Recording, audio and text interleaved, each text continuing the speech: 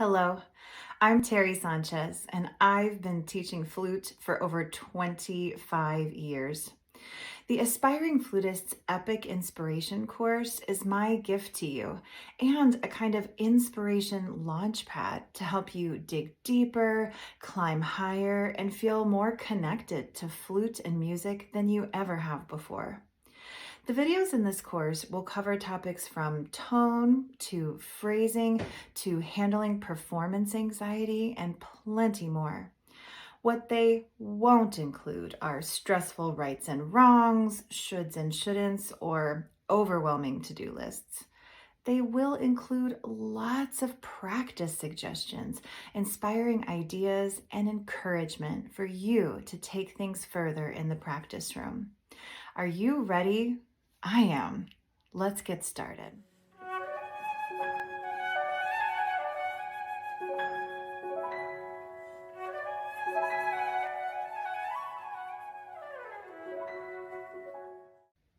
Each video in this course will follow a similar format.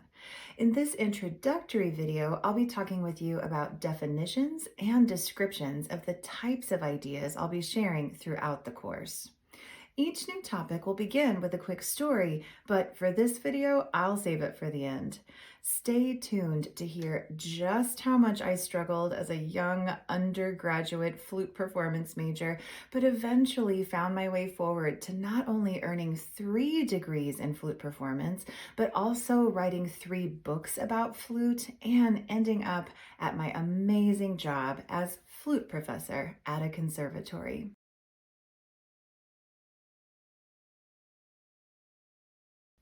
My very first flute teacher, hi Miss Ledesma, told me that every note that you play on the flute is like an Oreo cookie. The best part is the cream in the middle.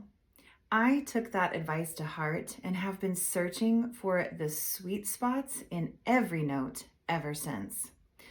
You might call the sweet spot in a flute tone the core or the center of the sound.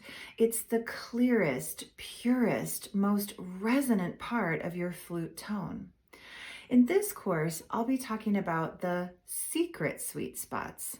I call them secret because you cannot find them by just blowing lots of air or having the perfect embouchure. Spoiler alert, there is no such thing as the perfect embouchure. You can only find the secret sweet spots in the present moment through listening and staying in the worlds of sound and feeling.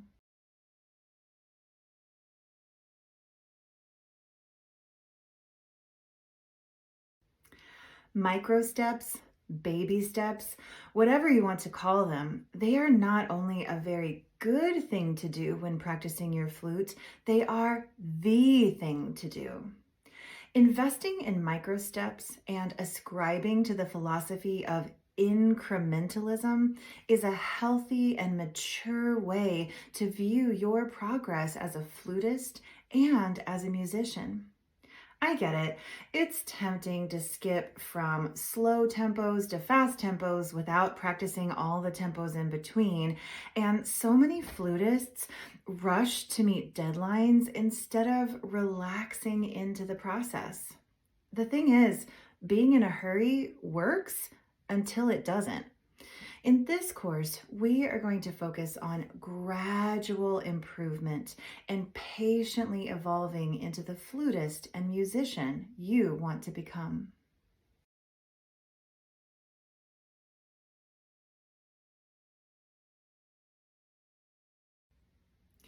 Growing to new levels of flute playing and musicianship involves the many mysteries of uncharted territory. But you can often catch glimpses of new skills you would like to have by leveraging skills you already enjoy.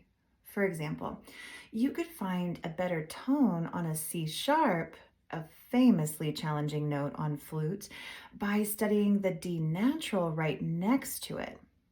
You could also learn more about how to play a long, gorgeous phrase in French flute music by remembering how you love to hold out the big, long high note in your favorite karaoke tune. You could even energize an etude by playing it along with a funky drum track on YouTube or your favorite pop tune on Spotify or Pandora. We'll talk more about models and bridges throughout the rest of the course, and each video will give you ideas for how you can leverage skills you already have to develop skills you would like to have.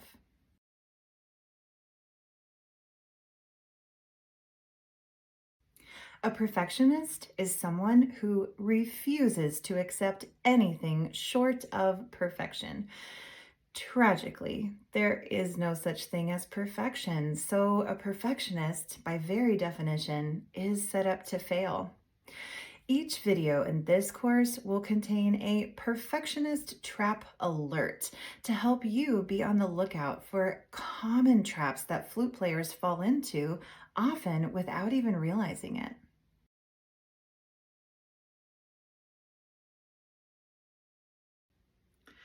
Busy brain is anything that resembles a to-do list or keeping track of things while you're playing music. While it may seem like that would be helpful, the energy and focus it takes to try to keep track of things takes you away from the worlds of sound and feeling. In order to truly listen and connect, you must stay in the present moment, free from thoughts or distractions that take you away from the music that you are playing right here, right now. Each video in this course will contain tips that encourage you to move away from busy brain and toward something I call sing-along surrender.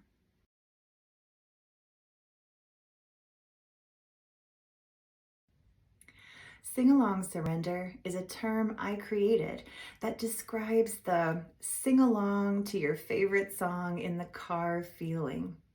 As you play your flute, sing along surrender is that in the zone mode. That's not just about pattern recognition, finger transitions, and muscle memory, but about the effortless, unself-conscious flow of air, sounds, emotions, and so much more.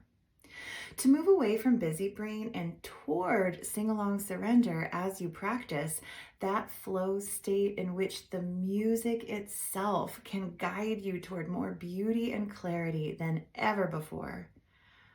Breathe, listen, stay present, and choose only one simple idea or piece of advice at a time to hold in your mind. As you walk around the room and experiment with different methods and listen for different kinds of sounds, use a singular focus, beauty, clarity, staying in the worlds of sound and feeling.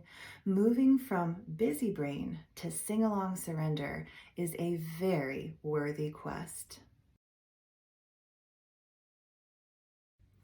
Myelination is the process of building or rebuilding the myelin sheaths that insulate nerves and allow electrical signals to pass between your cells.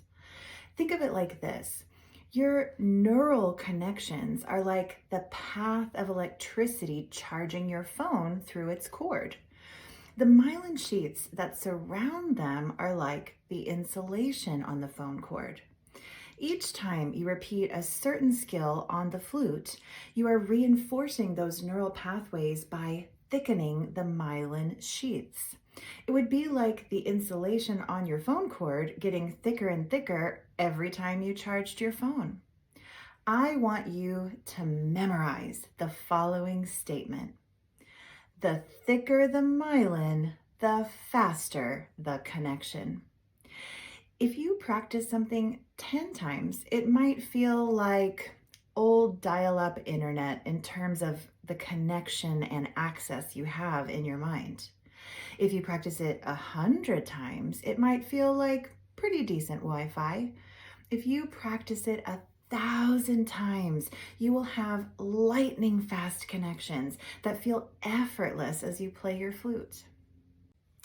In order to thicken those myelin sheaths and build those lightning fast connections, we flutists have to practice a lot of repetitions.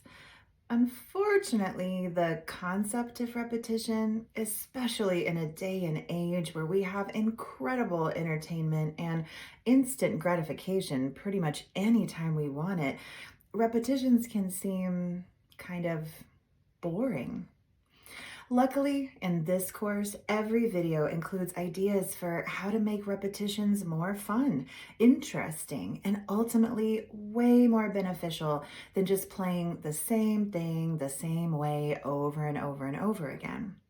By the end of this course, I'm hoping you'll agree with me that repetitions are a fun and engaging component of any great practice session.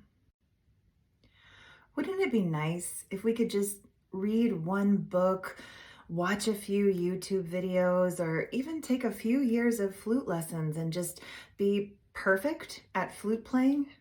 Well, as we've already discussed, there's no such thing as perfection. And I'll try to break this to you gently.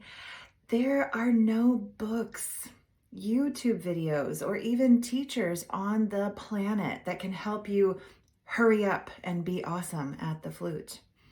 Being a wonderful flutist is a journey. It's a quest, an adventure, and the maps leading us to musical treasures get filled in a variety of ways.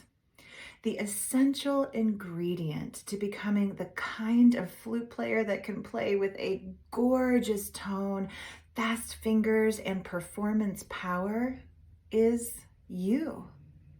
You are the essential ingredient. It's up to you to collect the clues, keep filling in your treasure maps, and show up to each and every practice session with an open mind, an open heart, and a willingness to learn more about the magic and mystery of the flute every single day. I started using the term radical flexibility in 2020 when all of us were getting used to flute lessons on Zoom. I decided that if my students were distracted by pets, had bad Wi-Fi, or weird audio settings, I would just be radically flexible and help them the best that I could. It's been a few years now, and not only do I still love the term radical flexibility, it's become my way of thriving as a musician and a teacher. I've even been radically flexible making this video. It took me 7 times to record it without the dog next door barking and interrupting. I encourage you to be radically flexible as you practice your flute, take flute lessons, and learn more and more about what it means to be an excellent flutist over the next days, weeks, months, and years. Don't let the little things get to you. You need your energy for more important things.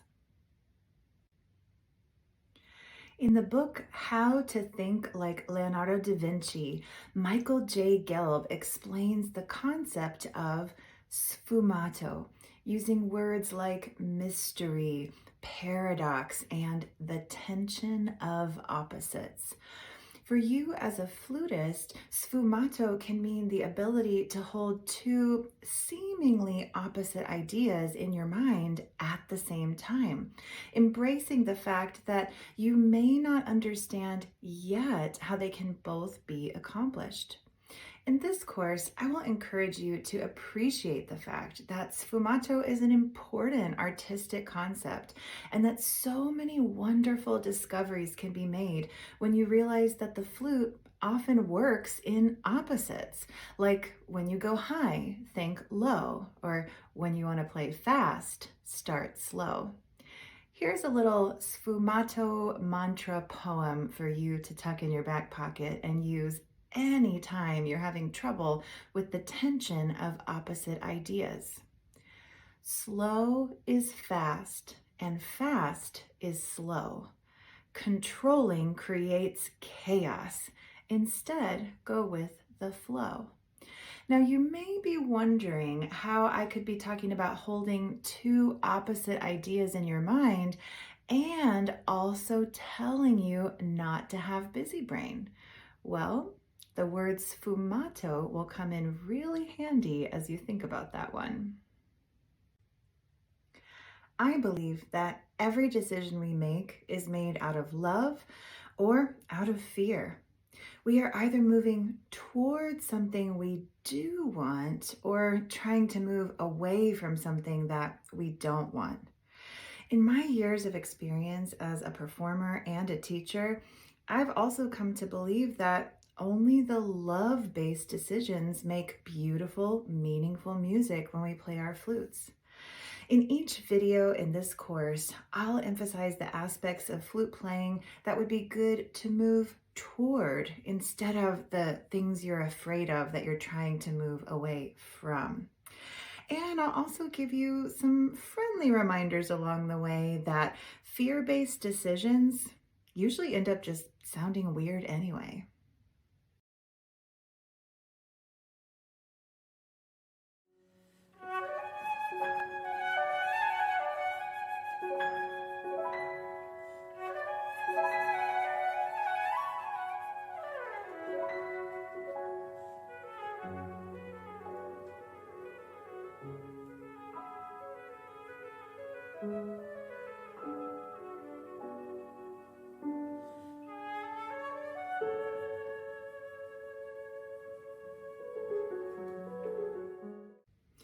If you enjoy this course and want to check out any of my other resources, visit Carolyn Nussbaum Music Company at www.flute4u.com and type Terri Sánchez in the search box.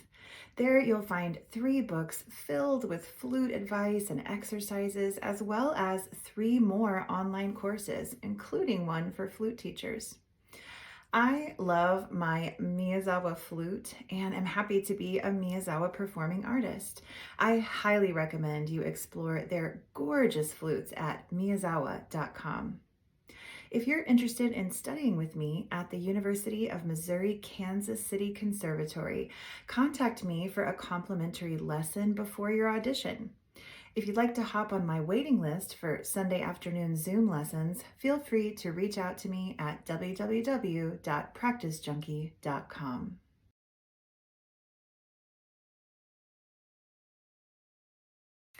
If you're eager to go ahead and dive in to the Aspiring Flutists Epic Inspiration course, I encourage you to just hop on over to video number 2 on flute tone and get started. Half the battle is just getting started. For the rest of this video, I'll be sharing with you a super condensed version of my flute story. I'll be reading it from a couple of different places. I tried to boil it down to the most important ideas. My first year of band, I was last chair until I realized I didn't want to be last chair anymore. I studied the first chair flute and imitated her tone, rhythm, breathing, anything I could do to sound like she did. I kept doing that through high school, region, area, and all state auditions, and eventually band and orchestra camps, which I was able to attend on scholarship. I relied on my flute lessons, my love of music, and my fast mind to help me learn new repertoire and take auditions. But every time I met a player I thought was better than me, I paid special attention until I felt like I could play better than them. When I got to college, though, my competitive attitude was no longer enough. In fact, my competitive attitude was only the beginning of my troubles. I had no idea what the other flutists in my flute studio were doing in the practice room 5 and 6 hours a day. I didn't know the first thing about focus or discipline or practicing with any kind of consistency. Through depression, injuries, transferring schools, and even taking a year off of college, I still kept loving the flute and music, but couldn't find my way into a real path of growth as a musician. I had great teachers, but if you don't go to the practice room and train yourself, even that doesn't matter. It wasn't until I met my eventual husband of many years, an incredible pianist and phenomenal teacher, that I began to understand what practicing really meant.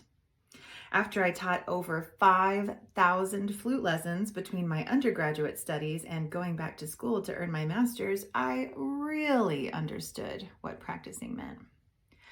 Practicing along with my students and squeezing in mini practice sessions in between lessons, or when a student called in sick, I managed to win my first big prize in a national competition. At first, it was all very exciting, but by the time I began my graduate studies, my ego was definitely running the show. I thought school would be easy now, but it was not.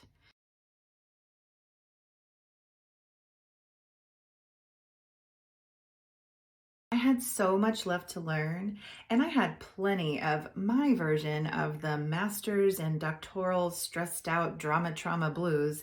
But then one particular rock bottom day, I finally experienced a huge shift in my perspective. I'll be reading this next part from the Aspiring Flutist's Practice Companion in the section about my flute story. The journal I bought on that rock bottom day, I took to a nearby coffee shop, settled into a booth, and wrote this line at the top of the very first page. What if, instead of caring so much about other people's opinions, thinking I was the best, what if instead of caring about their opinions, I took myself more seriously? And then I wrote, like, a lot more seriously. I remember writing those words so clearly because I now have the answers to the questions. Writing in my journal every day clarified my thoughts and helped me to identify challenges. When I was frustrated in the practice room, my journal helped me find ideas and breakthroughs right when I needed them. When anything and everything about trying to earn my doctoral degree was driving me crazy, my journal calmed me down and kept me going. The journal I bought on that overwhelming day became my stress relief, my inspiration, and my constant companion. Soon after I decided to take myself a lot more seriously, I earned my doctorate. After that, I began working at a university, doing the job I now realize I've been training for since that very first day in 7th band, starting out as last chair. Today, I spend my days teaching college flute students to practice, learn, and grow with more patience and kindness for themselves than I ever did when I was in their position.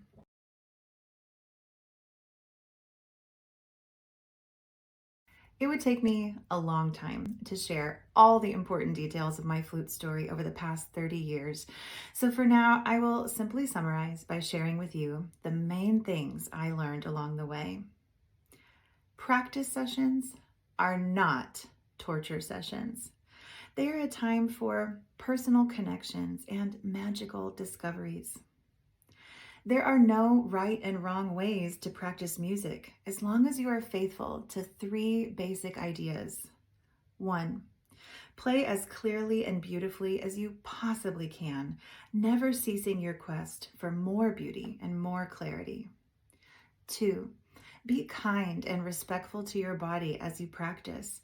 The more naturally and organically you let your body breathe and move as you play, the more your music will come to life in all the best ways. 3. Do your absolute best to decipher the clues the composer has left you and co-create with them to breathe new life into the music they have given you. Finally, remember that performances are life moments. Lessons are collaborations, and practice sessions are where you can learn about yourself, music, and the amazing levels of beauty, emotion, and transformation possible if you simply open yourself up to them. I'll do my best to share all of this with you in flute-specific ways throughout the Aspiring Flutists Epic Inspiration course, and I hope that you have a wonderful journey along the way.